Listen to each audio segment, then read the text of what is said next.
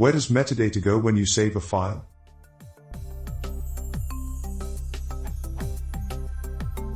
Say Johnny makes an empty file.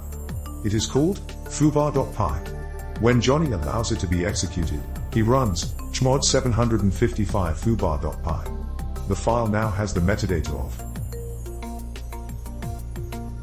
Where is all that metadata stored in that file? The size of the file is 0, so how does it keep the metadata when it is transferred to another drive?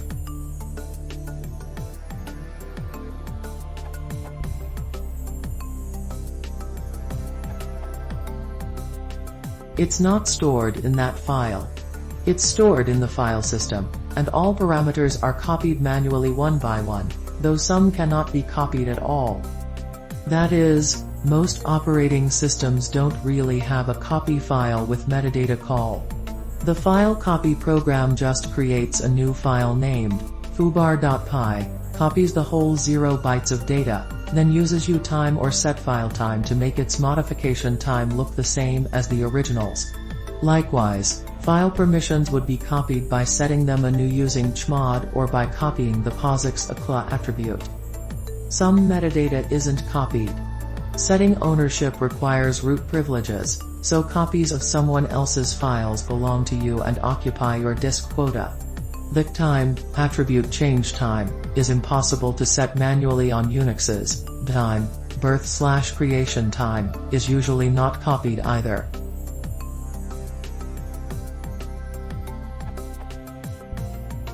Compare CPA foobar, which copies metadata, and CP foobar, which doesn't.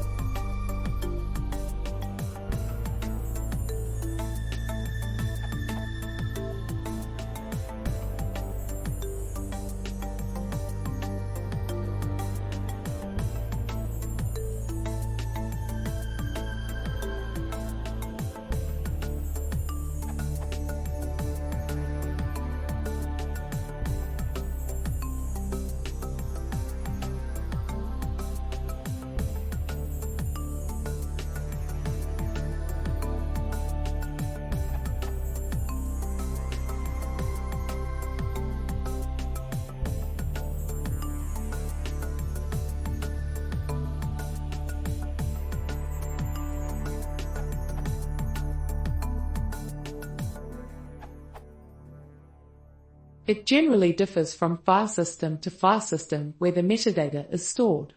On the X2 family of file systems, the metadata you mention, owner, group, permissions, time, are stored in the inode. The inode also stores pointers to the blocks the file occupies on disk. The inode does not store the file name. You can access this data with the stat system call man2stat and use the stat tool to print it, manstat. A detailed description of the inode fields can be found in linux/include/linux/x.h in the kernel source. There are other kinds of metadata, for example a call permissions, that are stored in different places.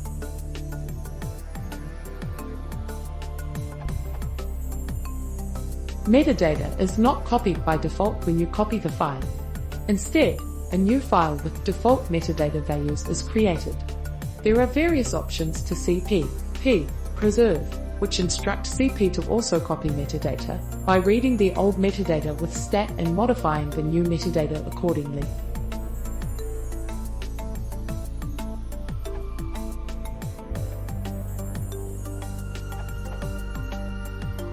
Depending on the file system, areas are reserved either semi-statically or dynamically to hold metadata such as permissions, size, and others, sometimes the file name too.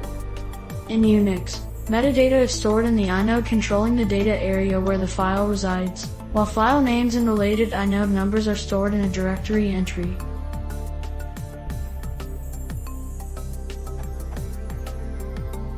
In some file systems, directory entries are files like any other, but hidden from view. FAT and FAT32 are such file systems. FAT's root directory is special though. When you create a file, you add /edit an entry in the file that describes the folder where the file resides. Each entry is large enough to store file size, name and date, and nothing else, long names occupying multiple entries. The default entry size of 32 bytes can hold a single name in the old A+3 character format. All this, of course, assuming my memory is working.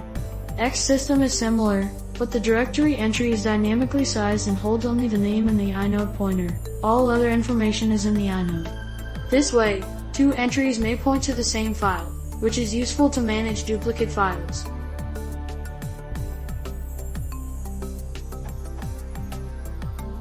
In some file systems, inodes can be large enough to hold a small amount of data in addition to the metadata, so that if the file can fit there, it does not occupy extra disk space. You create a 45-byte file and the free disk space does not change at all. Those bytes are stored inside the inode. I think that the X family supports this, and NTFS too. This helps to manage large number of very small files. In yet other file systems, there's what amounts to a phantom file system along the main one, that stores these extra attributes. Not only file information but possibly file icons as well. Some systems have both. NTFS has the full directory metadata working in inode-like fashion, and the possibility to create alternate data streams holding further information that does not, apparently, change anything in the main file.